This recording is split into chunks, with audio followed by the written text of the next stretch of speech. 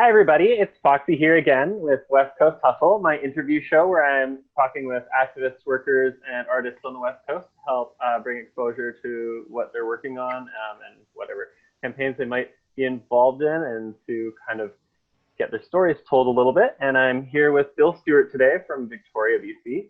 And we're going to be talking a little bit about the stuff going on around statues and your experience dealing with some activist work with one of the statues in Victoria, and I guess some of the other stuff. So we'll get started from the top. Like I ask everybody, like, what's your hustle right now? What do you do? What keeps you busy?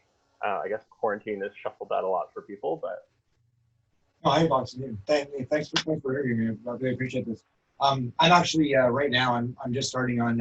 I'm one of the people who I experiment with Mormons. I don't know if a lot of people know about it or not, but it's becoming more and more widely known. And where we live out here, we live somewhere with a high amount of it in our bedrock, and it comes up in the water, and you can use it. You can concentrate really simply. You give it to plants; they grow really well. People ingest it; it's very good for them. And one of the first things that happened with the quarantine is I ordered some unit for concentrating, and it showed up. It actually just showed up about a week ago. So I've actually just really in the last week or two started working on something that I've been like this is called like the focus of playing for years that I've been working up on. This now it's just really beginning. So I'm like right now, like, you've caught me at a really good time that way, where I'm just like the rubber's just hitting the road on something that's been providing me a lot of frustration for years, and it's just just beginning to happen. So and it's a hard one because it's very obscure for people, and for me, what I want to do is to help I'm focused right now on local First Nations, helping them understanding this, because their water supplies are rich with it, and if they're working on water filtration systems and improving their water filtration, they should incorporating this into it at the same time too. They're gonna benefit from it so much. So it's something it ties in with that, because I'm not really in the last little while, as far as activism goes, I've become I have to confess, I started with activism when I was about 14, and I'm getting a little burned out. So I'm kind of I respect that. Yeah. Sorry. Yeah. No, I respect that entirely. I know what it's like to get burned out doing activist work as well. It doesn't take a lot sometimes, especially when you keep pushing and pushing and you get a result you don't want. But I guess that takes us into the next question. What got you started doing activist work in the first place? What was your first issue or campaign that you worked on? And well, when I was a kid, I was I grew up in a very I was raised by a local white bread, is what I like to say, as far as and then at about 13 or 14, I ran into punk rock, cannabis, and LSD and activism, and that's really it's funny. I was thinking about it because 5440, the band, right? I'm 54 years old, and I've been doing activism for 40 years. So this is my 5440, activism on and off. I can't be I look at people with their careers in activism. I can't claim anything to that, but I've always to me, it was something that I understood right away that's something. It's something that a responsible human being does in the society we live in, because the society we live in is not perfect, and it can't just be fixed from the inside. You have to have people, the voices of the people who are on the outside of it, as it were, have to play a part in changing it, and I always understood that value of it. The very first things that I can remember, I remember Morgentaler, being down, marching to support Morgentaler. Earlier than that, it was more local things, around the Grand River. I grew up in Kitchener, Ontario, Grand River conservation things. I remember going up to Montreal and meeting activists from South America, Chilean activists from South America, and learning about different way, learning about the first personal stuff, or the first stuff of really bringing social change, personal transformation leading to actual social transformation and transformation of social structures. And that's why I remember, and that was that was when I was fairly young, and I can remember helping out with things being involved in things like that. But the first thing, I remember, in my mind, Morgentaler really is the one that I really strongly remember. And then after that, my next real big experience was the first Gulf War in So Morgentaler was the first cannabis decision, wasn't it? Oh, no, No, that was the abortion decision. Abortion. Yeah, that's right. That was the abortion decision. Yeah, he was giving. Then became the basis for the arguments for the right to. Yeah, he was illegally giving abortions, and they were trying to shut down his clinic, and he was being threatened and that. And we were marching. That was at a time where marching still really made a difference, because it still makes a difference now, but but at the time, just people showing up still had such an impact. You know, I don't mean to talk about it in a dismissive way now, because you can't deny the power, the social bonds that grow from when people get out and get together. I just some of the marches in the last couple of years, like the big marches, seem to have like just been marches and not led to anything else, like not follow through with action. So yeah, I was reading something interesting about that with the March to Selma, which is from the civil rights movement in the 60s, the famous one that people credit for getting the Voting Rights Act passed. And this is something that like we run into a lot, and we're seeing, and this is what's I guess we're gonna talk about in more depth here, but like these protests, these peaceful marches, they've always needed kind of that, like the threat of potential violence to hold any weight. And if you look at like the March on Selma, you had 2 failed marches, and it wasn't until you had people who were willing to fight their way through that blockade of fire hoses and police dogs to get to the courthouse so they could register to vote that you saw change. And I think, like, of course, looking at this, you see the powers that be have learned, and they've learned their lessons, and they've got all sorts of different operational plans that they want to put in place to disrupt unrest, however you want to call it.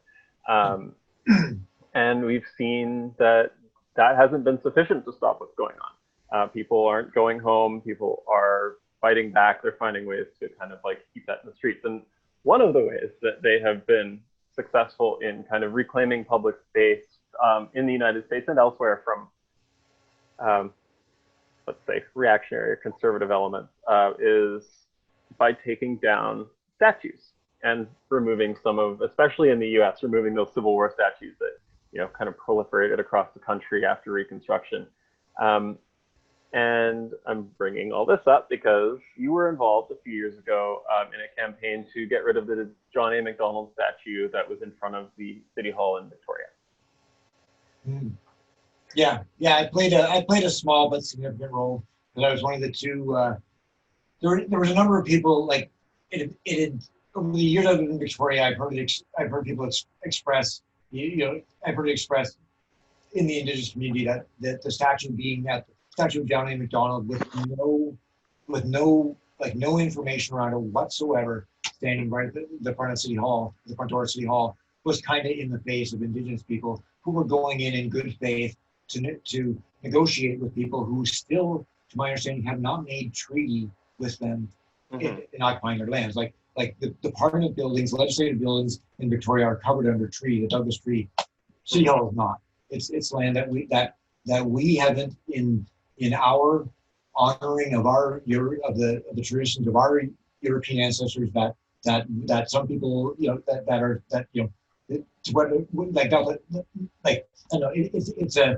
to me, like part of the thing with the whole John A MacDonald statue is that for me I did it to advance the society that put it there, not to cause it to grow and change, because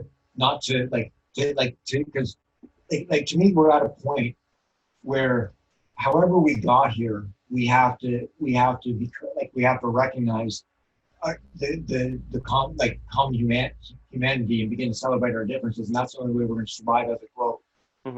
We're a globe now. I know that's it. This is just a specific case with John A MacDonald, but in a larger sense, this is what we're facing. And so for me, it was it might be a bit grandiose, but I was playing my part it was an act of dismantling, because it was taken away from there by people who honestly, that statue had been put there in the 80s, and at the end of the day, the mayor by himself decided to be put in front of City Hall. And then because there's a whole bunch of fuss about there not being enough consultation before the removal of it. And it's there was a year, there was way more process in the process of before it was removed than putting it in. But I'm getting defensive from argument. I saw it as a responsible action, both in terms of helping, being an ally to Indigenous people, of which I do share a small, I do I can't, I do know, I'm not, I have Michif heritage. I'm not, I can't, I'm not gonna have a Christian status or anything like that, but I can't be a partisan without feeling like understanding that's there. But I also do it as an ally to the local people who I'm not related to in any way that I know of. I'm helping, like I'm as a white ally, I'm doing that. But I'm also calling my fellow whites or my fellow Europeans, okay, so we got it this far, so now this is how we take it further. We change it now and we make it. And the part of the thing that drives me really crazy about it is watching people not be able to deal with the idea that John A MacDonald on one hand might have been decent to his family, but could have gone out and made all these decisions and done these horrible things. And they can't reconcile the man with the monstrous image. And I don't have any problem with that, because I understand human beings are complex, or complex creatures, and not that it's not to dismiss anything monstrous he did. It's just I don't have that there's no duality there for me. I understand how a person can have these same aspects, and the thing is, now we have to take what he did and heal it and change it and make it like dismantle, transform. It's not because I know there's a lot of talk about dismantling, but I also see a lot of people taking the structure and changing it and carrying it forward as opposed to dismantling it. I see that, and I think that's I would rather try to repurpose a thing before discarding. That's my, if it's inherently a bad thing that's just going to do bad shit, okay, fine. It's got to be, that's you got to do, but let's see if we can't transform it before we toss it out, but to me, it was that was a, that it wasn't a singular act. It was a, it had nuances, but it was definitely it's if you're asking these people to come into this door and have this statue there, it's in their faces. It reminds them to be ashamed, or it puts them down as they're walking in that door. And I don't think, to me, it's and originally the statue was going to go in Centennial Square, which, it arguable enough is there. At least it's not at the freaking front door in people's faces, right? So, anyways, but now, of course, now we're in a time where statues are going down all over, and what happened in Victoria is a very tame example of how a statue gets removed as opposed to what's happening now. So exactly, and you kind of alluded to that, and it was a year of public consultations and hearings, and well, they did it. It was a public process to begin, and they did it through a process called the family, which they weren't inaccessible. The thing is, people feel they weren't public enough, but people could have come, and there was a last meeting before it was moved, and people could have come and done something, and no one did. The only people who showed up were threatening, and just sat there in silence and didn't even stand up and speak in defense of the statue. Just sat there and let it get taken. And then we're at the rally decrying it. It's so they weren't there to defend the statue. They were there. They wanted the statue to be taken because they're looking for a fight. They're not defending anything. They're looking for a fight. And that's the thing. It's I'm not interested in those people. I'm talking to people the people of European descent standing on this land, who recognize that their European ancestors took their enlightenment and handled it in a shitty way and did shitty things. I'm putting it politely. They did shitty things, and we need to own that. We need to fucking clean it up. We need to change it. And if we can't change it, we need to accept it. We have to let it go, and transform it. And that's reality. And people who can't, I know it's horrible times. I'm losing patience for people who are not willing to acknowledge that and accept that, embrace that. Figure it out. And I think what's really interesting is that you mentioned kind of the feeling of having to go in and negotiate a deal with someone who, still holds that role of an oppressor with you. And one of the things that I like to say, which is frequently true, is you can't really make a deal with an oppressor that you can trust, and just kind of being constantly reminded of that. Did you say an oppressor you can trust or you can't trust? You cannot make a deal with an oppressor that you can trust. Your last word though, are you saying? Oh, that you can. You cannot trust them. Okay, I understand. Yeah. Yeah. And when it comes to something like that, it's a concrete, sometimes literally, or brass reminder of the fact that there's inequality here. And in the case of the United States, for example, like if you go to Richmond, Virginia, and you are, in the main, I can't remember what street it's called, the main boulevard, and there's a 45-foot tall statue of Robert E. Lee there, that's sending a message, right? Yeah. And so that gets into a little bit about, I think, how we collectively, and I guess kind of how you experience the cultural impact of public art, like statues. And I mean, we have a very robust, graffiti culture here on the West Coast, and, mural culture on the West Coast. And so maybe you can talk a bit about, like, I guess in the context of the statue and some of the other stuff, about how we use art in our public spaces and how you experience that a little bit. Yeah, it's funny, like up until the thing of statues, like I really, like most public arts installations, I don't really like for the most part. Like murals, like community stuff that's done, graffiti and murals and that. But a lot of the public, like government bought art and things like that was really like, was just like, yeah, it's like, so what? Like, it didn't, like, because art to me, art causes something internally in you, like and all they did was like, they did not inspire, like a lot of public art did not inspire things in me. They just made me like wonder on the mechanics of how that got there. Like really.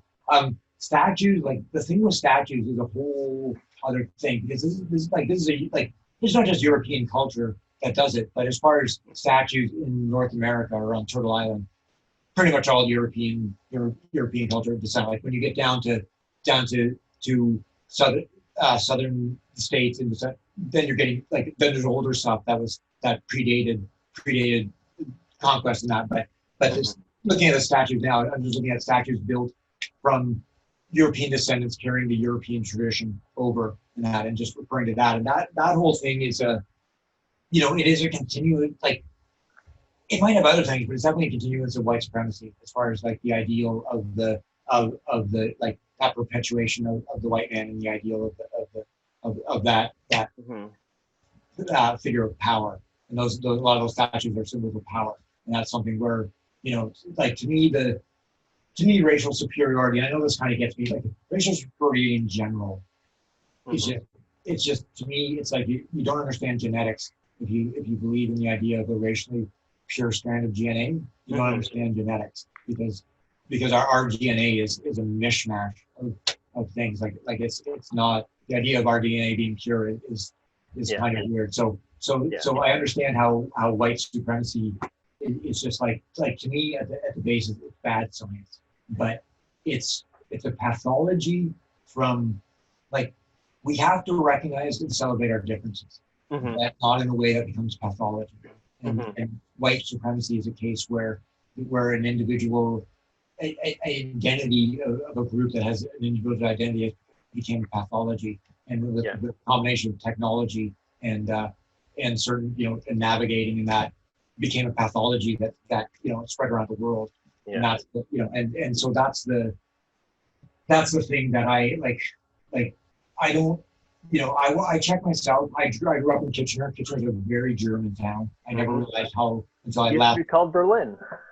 Oh yeah, no, totally. Oh yeah, the whole thing. Yeah, no, but I never freaking realized until I left Kitchener how German that town was. And so I had to check myself every day as far as language, things like that, because it's so deep. Like, it was my childhood. It was like growing up. It's so deeply rooted in you. I can casually, like, if I don't, like, it's not like, not in any harsh way, but an odd word. If I don't watch myself, if I just let my subconscious drive, an odd word will drop out if I'm not paying attention, because it's programmed in from my childhood still. Like, it's still there, and it's something. If I'm a person who, as an activist, was made aware of this as in my adolescence, and I've been working at this, like how much more deeply it is programmed into other people, because I like when I'm dealing with white people, I try to really distinguish between white people who just learned a racist culture that they're not aware of, and if you push them the wrong way, they'll defend it because they just get defensive. They don't understand what's going on. Like they just feel attacked. They don't understand the event. And people who are actually fucking white supremacists who think they are actually better than other human beings, and that means me because I'm a dirty mix, right? Like in their eyes, right? Like I'm a race crime, and I also have a black son who I'm very proud of, and so I'm also a race traitor in their eyes too. And I have no problem. I don't view it in those terms, but I know they do. Yeah, absolutely. And I don't care. Like it's and that's the thing. They're like it's not an oversimplification, but they're insane. They're insane, dangerous people. I think most people would agree with that, but it's they're running off of bad ideas and then feel. I tend to view most of them as sane, dangerous people, just because like even though race science is based in quote unquote bad science, in the genetic stuff, the whole construct of it as an excuse for income or sort of an excuse for economic inequality makes tons of sense. Like when you go in and what we're probably doing is the definition of the word sanity. Yeah. Because, like I'm not doing it in any sense of them being like excusable. Just on the idea that they are not going off of rational base. Even then though, like I think this is one thing that's been coming up a lot with topics, especially around Donald Trump and the way people are talking about him. This is a little bit off the statutes, but the way that we talk about people in power and use, instead of like talking about their ideology or talking about their policy, we attack them using ad hominem attacks, and we use ad hominem attacks that are based in the same kind of hierarchies that are supported by, say, white supremacy or patriarchy, right? Like when people are ragging on him for being, they're using ableist slurs and saying his followers are COVIDiots, or, that whole structure of... Okay, but what I'm saying, I understand that, but what I'm saying is white supremacy isn't actual science. It's a fallacy. Oh, yeah, absolutely. So so respectively, what I'm saying is anyone who entertains a white supremacist belief system is a fallacy. It doesn't mean they aren't a threat. It doesn't mean we take them seriously. It doesn't mean, it's not a dismissal in any way. It's just in my mind, I have to keep in mind that they are not based in reality. Well, I can see it as a rational ideology. Like there's a reasoned thinking in their ideology that gets them and reinforces that, even though like we can look at it, pull it out and say, this is bad science. You're basing your rationality in like a false premise. But it's not about the false premise, it's about the end point where they can say, based on these physical criteria, whatever, that signify, like phrenology, right? Your head is shaped a certain way, so you're smarter. All of that is what biological determinism falls under the same kind of like bullshit umbrella. But it doesn't stop people from starting from that premise and creating a rational system out of it, which is what is so hard to fight, I think. Yeah, but I look at, like, I'm a true student of history, and I look at it in terms of like white supremacy is not the only racist empire that has existed. No, that's very true. This planet, it's probably like, and I'm not like, let's be honest, 50 years from now, good chance we're going to see another racist, like not even 50 years from now, there's going to be another racist empire. Well, I hope not. That's that's the world of fascist science fiction, right? Like, well, but right now, China has a middle class of 300,000 to 400,000, like middle class that's larger than North America. The Chinese Communist Party, as a ruling governmental system, is more brutal than any other government on the planet as far as what they'll do, and we're in our economic system that is feeding into their future growth. So I don't really see how we're not going to end up, unless something drastically happens, that we're not going to end up in a Chinese supremacist system within 20 to 50 years top. Yeah, I don't know if I can agree. I really agree with that. Like, hegemony is a funny thing, and like currently between New York and London, they control 70% of global capital. So we're a long ways away from China becoming a hegemon in a meaningful way. But it's still where we're going. It's still like, Yeah, where else are we going? it's not impossible, but there's a lot of things in the way, and I'm not super like ready to jump on any see no scare bandwagon just because. Well, no, well, but that's the thing is I don't want it, like, to me, it's about, like, empire is an economic structure. Yeah. It works on up, down, 1-0 principles. And it will use, it doesn't matter, like, it doesn't matter what race is on top, as long as that race is willing to discriminate, the empire still goes on.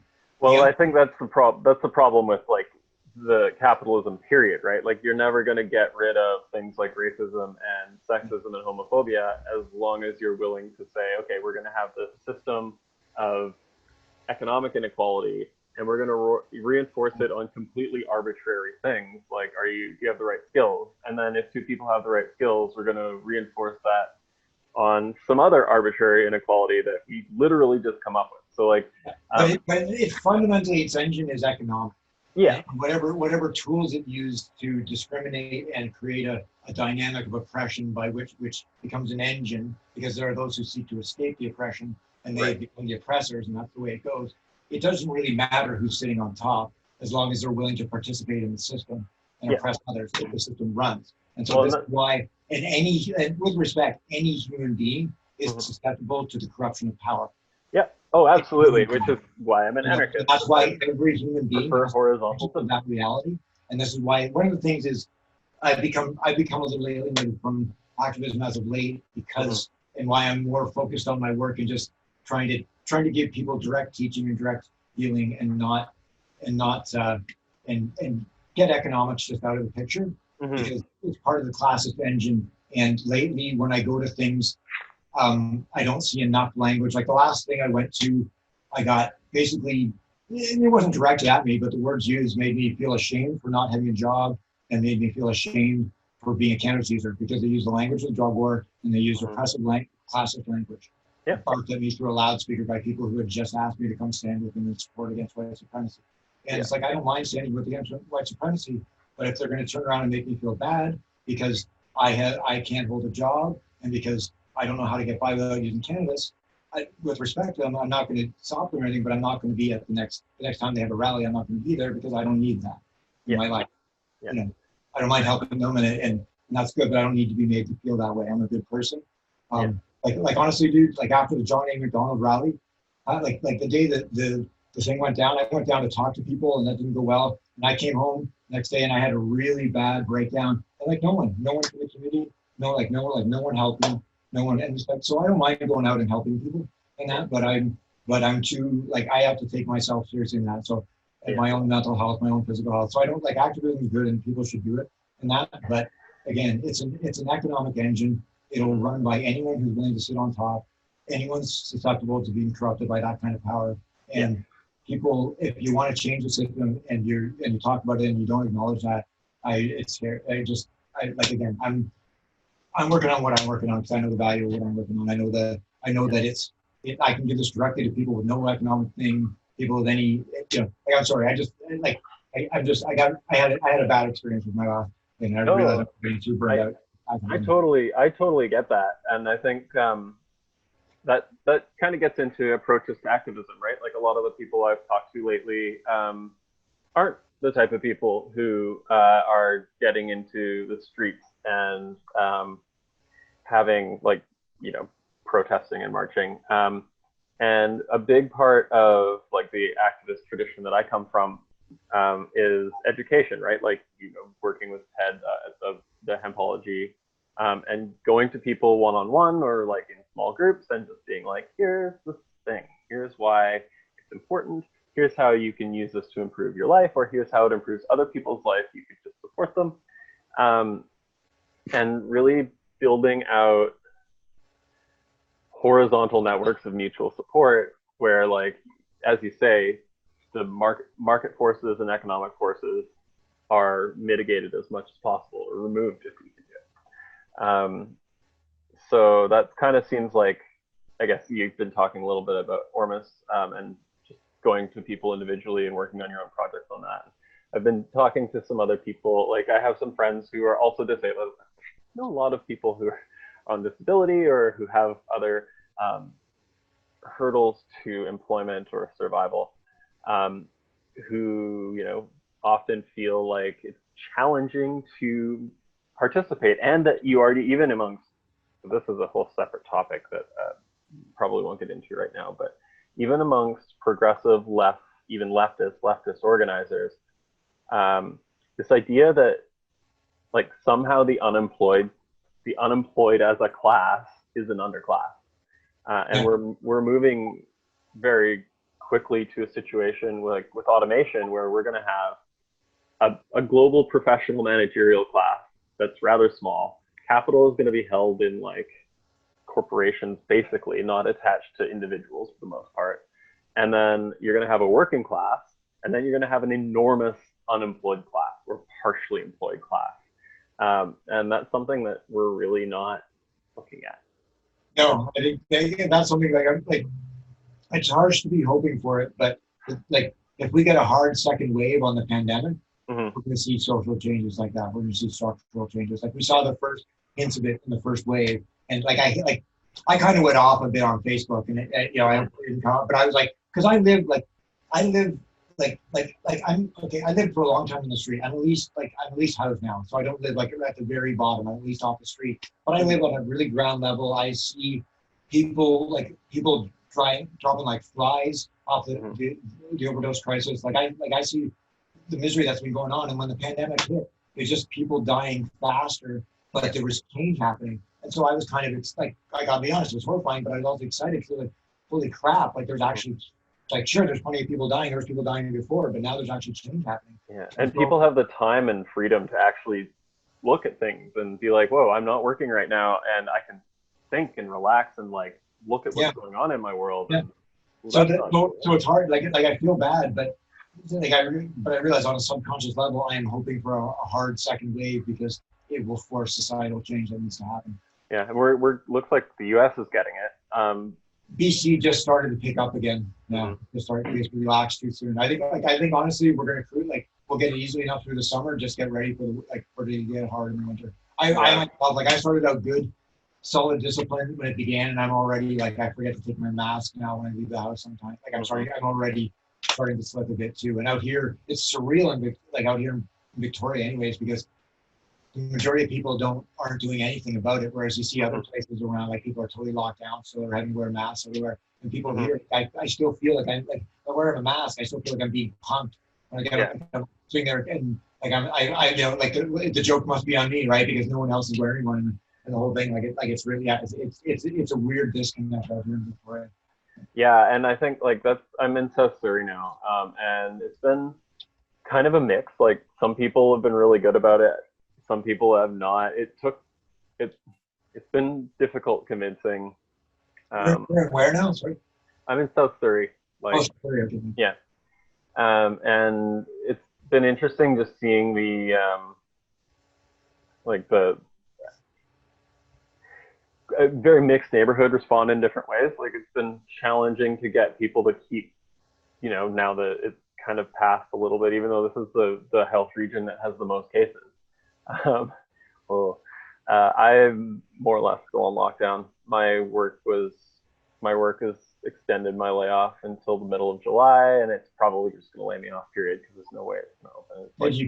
Did you qualify for CERB? Or? I do. I'm getting... At least there's that. That's what I hope will get turned into the... Yeah. Like everyone's hoping that'll get turned into a basic income. Yeah, honestly, at this point, a basic income would be so good for me. Not because and this is totally gone off of statues, but one of the things that I've found with CRB that or the concept of basic income and my experience with it, I've been busy. I've been using my time. My costs overall, like my costs of running my life, have gone down because I'm not having to pay for a very long transportation to work. I'm not having to pay for meals out of the house because I don't have time to cook them. I generally don't have to spend as much money on cosmetics or anything like that because I'm not using them as much. That's not necessarily a good thing, but on the other hand, I've also had lots of time. Like I've got lots of writing done. I've been making videos. I finally got this YouTube thing going at a pace that is sort of sustainable. Like doing these interviews once a month. I bought myself a 3D printer and I'm printing a tower garden. Nice. Yeah, I'm gonna get another one. They're so cool. Like, yeah, 3D printers are cool tech. Yeah, I have figured out that like it was kind of one of those things because a lot of people are just like, I'm just gonna make toys with it, and I did a little bit of that for testing, and then like, okay, what can I make that's useful for like setting up? If we have massive collapse in the next 6 months, I can at least I know, right? print myself a garden. It's like it's that idea of like because as a person, you know, focused on these ideas, I've entertained I've done that thing where you've got to sit down and try to envision, like, you know, you can't decide what it's going to look like beforehand, but you have to be able to envision change or you really can't get your heart into the effort because when you'll get pushed up against it, it's like, what kind of change? So I've tried to envision changes and you know, you can't envision large scale, quick social change without chaos. Without chaos, it's going to bring some kind of injury in that. And like for me, like part of the thing, like I've been watching Unicorn Riot, the feeds, like that's been incredible stuff. Like watching that, like there's a real transformation going on there, and you can really like I don't know. I just I personally, I had a really profound experience watching the whole thing. Like it's a brutal thing, especially watching George play, like after the funeral and everything like that. Like I had a really like watching Unicorn Riot was one of those beautiful things I've seen. Like even though like the horror of the whole thing, like just the spirit that was there in the people was just like it was truly one of those beautiful things I've seen. And then seeing like seeing the cops get fired and then seeing them get shot, like it was like, oh my, like it's fucking happening. Like real functional structural change. Literally, I've been talking about this for like 10 years. Wouldn't it be great if there were fewer cops? Wouldn't it be great if we had it's shitty, like it's shitty what it takes to make it happen, but it's but to watch it, but to actually see it starting to happen, it's like, holy God. So I like it. This whole thing is just kind of wiped me right out as far as the it all like a whole bunch of things have happened at once, and it's just like it's really rocked my world and kind of turned all upside down. And I'm kind of like, for me, like I say, like I don't mean to whine at people about the experience that I'm having when I'm going out trying to be like I got really disillusioned with the whole cannabis scene too, and it's just like I realize like I'm hurting on an economic level, and it's causing me to be alienated, regardless of what other people are doing. I'm being alienated by it, and part of it, like, and I do have my mental, like I do struggle emotionally, and I do consider myself to be a person, like I am genuinely possessed of madness, like a little bit of like I have a part of my mind. I have creative, you know, I don't know if it's creative genius or whatever, but I have a part of my mind that's a little bit mad that I have to indulge, but I have to keep an eye on because it doesn't know limit, you know, it doesn't understand certain limits in that. So I gotta work on me, right? So and I recognize that in trying to be a part of these things that I've been a part of in the past that have been really, I've been really glad to be a part of it, and that it's being hard. It's hard for me to be a part of, but I do. Because I recognize that when people's language that isn't really directed at me, but it's triggering to me. But it is like it is that principle again. It's an economic system, and we do have to go at it. Like, you know, I can't like. My problem is as soon as anyone starts going hard at anything, I start ringing the classism bell, and it's distractions. It's diffusing. It takes away because they're getting a good focus, and I'm distracting focus. And it's challenging too because you have to. If you look at say like Black writers like Angela Davis who specifically talk about how racism and class are attached. And like you look at the history of white supremacy specifically, it's the justification for slavery, and then a justification for the dispossession of First Nations people. Then it's a justification for not paying Chinese people enough. Then it's a justification for the Komagata Maru. Then, you know, like that whole thing. Well, here, let me see if I can, because I've really been thinking about this, and I've been I'm comfortable talking to you about it because this is a comfortable enough format, because I wouldn't want to try to argue this around anyone who is a white supremacist, because they might take it as like this is one of these points that's like, I don't know that this might not be taken the wrong way, but but to me, I look at it this way. I'm on my mom's side, I'm Irish, and we suffered the depredations of the British for 800 years, and and then our ancestors come over here. So as soon as my ancestors set foot on this land, whatever they did on this land, they did it as an act of oppression, regardless of what the British did, regardless of what was done to them. They set foot on here at least as settlers, like not colonizers, at least as settlers. And so everything they do, and the thing is that like my Irish ancestors have, like I have through that ancestry, I have the inherited genetic trauma from that, and I still have to work with that, and that's something I got to deal with. It doesn't change. It doesn't make the things done by my ancestors and things that I may do ignorantly or whatever in their footsteps. It doesn't make them not oppressive. It doesn't change that. But it's the struggle of, I think, with some people I see with white people they defend that trauma and defend the oppression at the same time. And it's like you can't do that. Like you have to using the trauma that was instigated upon them to excuse the trauma that they instigated upon others. And I think that brings up a really interesting point about how all of this stuff works, right? Because if you're a conservative or a classical liberal, that's how you construct your world. Like you've constructed these hierarchies, and this idea. Robert Heinlein. This is also from Jordan Peterson. This idea that like we are in these hierarchies of force, and that the smaller monkeys are trying to get on top of the bigger monkeys, and he uses those examples. Those aren't my examples. And the thing you have to do is, the people on top are trying to keep the people on the bottom in their place. And that's how human society works. That's how they visualize human society functioning. So when you look at something like the Scots or the Irish being used as colonizers or as settlers, there's this logic in this of saying, we're going to use the people that we've beaten to beat other people, to get this chain of oppression to work in our favor. Like it's part of the plan, and that's the fucked up part about it. Like getting people who were oppressed to now go and commit oppression on your behalf. Like that's empire, and that. Well, no, exactly. I was just gonna say that's the nature of the empire. Like that's how it works. To me, the empire is it's like a structure that uses human beings and moves through human beings, and it twists human beings. If you resist the empire, it just finds it just finds the human being that'll do what it needs and runs over the rest. It's truly an old evil, and it's gone through. It goes through history. Like part of what I'm worried about. Part of why I focus on this, and I worry that it comes off as there's no excuse for what the empire has done in the past. I'm worried about continuing. I'm worried about the empire continuing. Yeah. People who are fighting it have to realize that people who fought it in the past got incorporated by it. Like you have to be smarter than it, and it's old.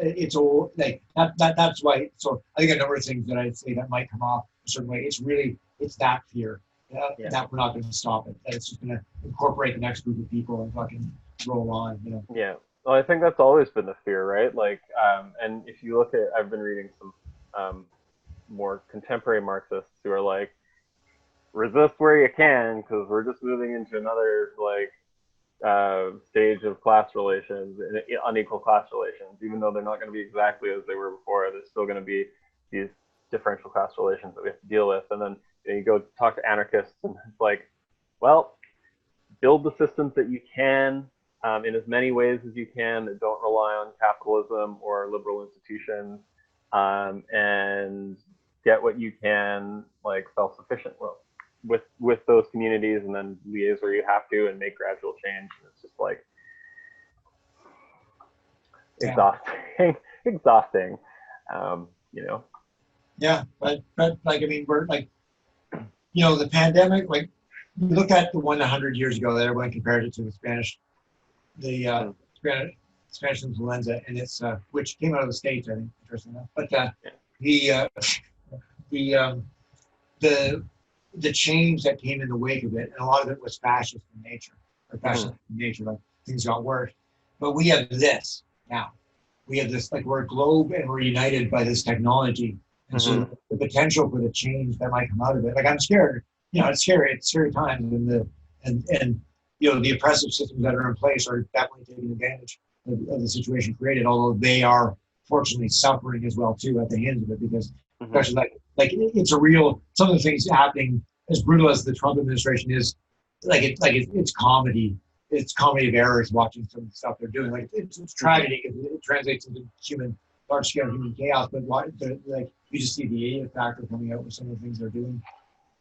So they're but we're the pandemic has made it such a weird thing because it's such a even that this I'm kind of obsessed with the idea that we're moving inevitably towards this Chinese empire however soon. But the pandemic even changes. Like the pandemic throws out of the area. It's like sure they're going to strive to take advantage of it, but again it's caused me to really have to change my perspective or expectations perhaps on a number of things and realize there's a really interesting lecture series that I'm watching right now from Yale, and it's a course that was taught in September to December of last year, 2019, of Power and Politics in the Modern World. It's like post 1989 collapse of the Berlin Wall to pretty much present day, and the political and economic and ideological kind of forces that have been working,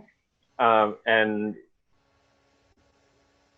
watching it in the context of what's happening now, immediately now, and being the pandemic came along and took every single possible projection that we had of the next 5 years and just gone. Yeah, totally, yeah. Mm-hmm. So the etch a sketch.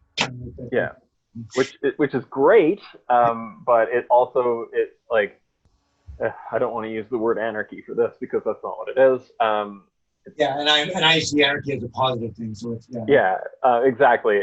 It is a period. I think if we want to go to the more esoteric, it's like a period of chaos. It's like that Saturnalia where there are no real rules anymore.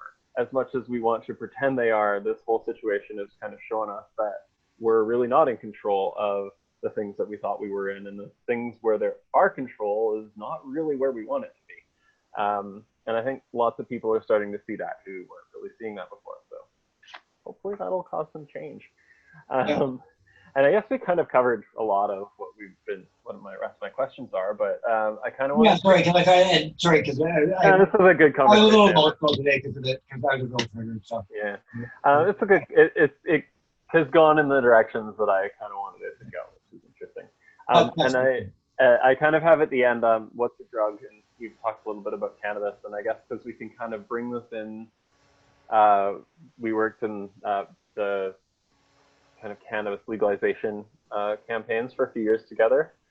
And, talking about things getting co-opted by capital, by economic interests.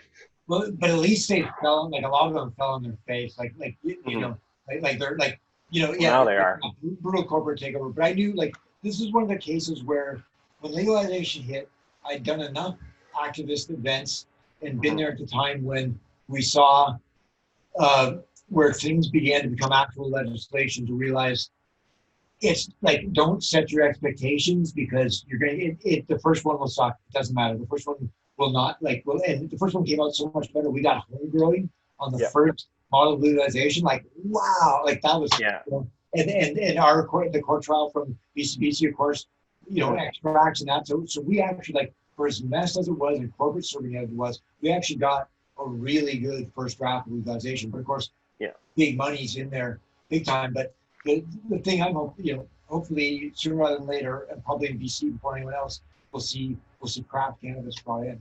Yeah. And that's expanded home growing. There shouldn't be a limit on plants, but it should be at least 6 to 12 plants at home. Yeah. Well, I think I remember talking to CBC. You know who I'm talking about. Do you remember? CBC. CBC. That was SCABC. That was his name on the Cannabis Culture Forum. So I can't remember anymore. Oh no. God, there's a number of them. Oh no. Dude who ran the TV or? Yeah, he was around the VCBC a bit, and then he and Ted kind of had a thing falling out, but Oh, Jason. Jason. no, not Jason. Local Victoria guy. I'm sorry, I'm drawing a blank, dude. Yeah, I can't. Yeah. That's terrible. Anyways, but I was telling me about drops, how the way to limit production is limit lumens. Like, it doesn't matter how many plants you have, it's how much light energy can your light put out, is how much you're going to get, right? Because if you have a sea of green that's 30 plants, or you have 4 plants that are in soil and growing up. I want to be able to have like 3 plants in each stage of, I should have 3 plants starting, 3 plants at the stage, 3 plants at each stage. Yeah, flowering. Like for me, that, because then I can cover myself. Yeah. So I approach it from a medical perspective, and you should be able to grow enough to make your own extracts at home, which is, I realize the average person would probably consider that amount of plants excessive. But, yeah, and I mean, honestly, with the way the regulations are right now, it would take somebody, especially if you were growing inside, it would literally take somebody coming into your house, counting your plants, and then giving enough of a bother to try to prosecute you. Yeah. And I just can't see that happening in BC anymore. I mean, you want to talk about, actually, this is a kind of crawler. You want to talk about defunding the police. Like, communities in BC have frequently been like, hey, who's paying for these helicopter flyovers of grow ops? And when they find out it's local budgets, like, yeah, nice. Yeah. That was going back to the 90s and Laskidi and those like guerrilla growing days up on the Gulf Islands, where they'd like send the Parksville helicopters over the USDMP. And then the Parksville voters were like, who's paying for this? And yeah, that was the end of that. Yeah. I'll take that initiative. Yeah, drug war is silly. Anyhow. Yeah, very serious mess step. Definitely. Yeah, well, I mean, it's all part of, but again, going back to race, like, it's all part of the same war, right? It's all part of the same economic control. It's like, you can't arrest people for being black and make them legal slaves in a penitentiary, but you can arrest them for having weed. Yeah. Yeah, right? Like, anyhow. There we go. We kind of got off statues, but yeah, I think it happens. Yeah, well, it happens. That was an interesting conversation, and I think we covered what I wanted to talk about, which was how, statues are symbols, and how symbols can be violent, and removing them is, an act of reclaiming public space. It's not erasing history. Exactly. Most statues I see don't, like again, John A MacDonald statue had nothing. Like when I went up and made the request, I said it should either be removed or it should be adorned in some way with the approval of the First Nation people whose land it's on. That they feel if they feel the context is appropriate, then leave it there in that context or move it. That was my take, and that's the thing. Because the statue sitting there with nothing telling about it is nothing, and at best, even then, it belongs in the museum. Yeah, and also the way that we portray people in artwork, right? Like, the statues, this is going to get back into our topic, the statues that we put up, they're paid for by a person. They are commissioned, an artist is commissioned to make the statue to look a certain way, right? Like, what emotions, this is artwork we're talking about, what emotions do you want to elicit? What pose is it going to take? What material are you using?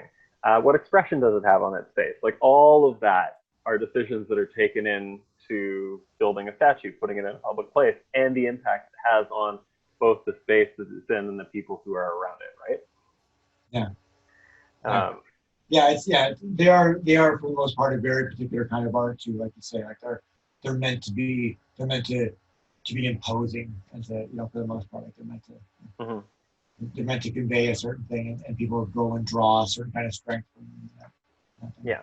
Like rallying points or whatever. Yeah, exactly. So that's our little bit on talking about statues, and your work, Bill, of helping get the John A MacDonald statue removed from in front of City Hall in Victoria, and kind of a bit about what's been going on in the world and all the little things that have been happening. So thanks for joining me. Do you have any social media info or links that you want to share, or you just want to? I'm not. I've just started up my. I've got a like. There's not going to be much on it now because I'm not really like. I'm starting up a page on Facebook, Buds Enormous, and I have a Twitter account, Solomon's Headstone, which is going to be the cannabis I grow. Like as I'm going to be growing cannabis with Ormus, and I'm just going to show it to them, and if people want to give it a try or whatever, and see that there. I do have on SoundCloud. I have MétisX. I'm going to be doing a podcast on there. I did my first episode, put it up, and I didn't have the file saved, and it was lost on the thing, and I got totally discouraged, and I haven't put my first one up there, but it will. I will be putting something. I will be starting something up there and doing a monthly podcast on it. Okay, I'll grab some of those links from you so I can add them to my video. And that sounds really great. I'm sorry. Sorry, Fox. Oh, hey, Christina. Hi, sorry, I'm getting interviewed right now. Yeah, you can take both of them. Okay. Sorry. Yeah. Sorry. Yeah. Maybe should have signed off 30 seconds later. No, that's all. Oh, that's fine. Thanks so much for joining me, Bill. That's Bill Stewart from Victoria. I've been FoxxC. This has been West Coast Hustle. You can check me out on YouTube, and I am also on Twitter and on Facebook and that stuff. I do Patreon. I do coffee. Like, share, subscribe, and I'll catch you again later. Bill. Have a good one. Yeah. Thanks, Austin. Thanks a lot. Bye. Bye.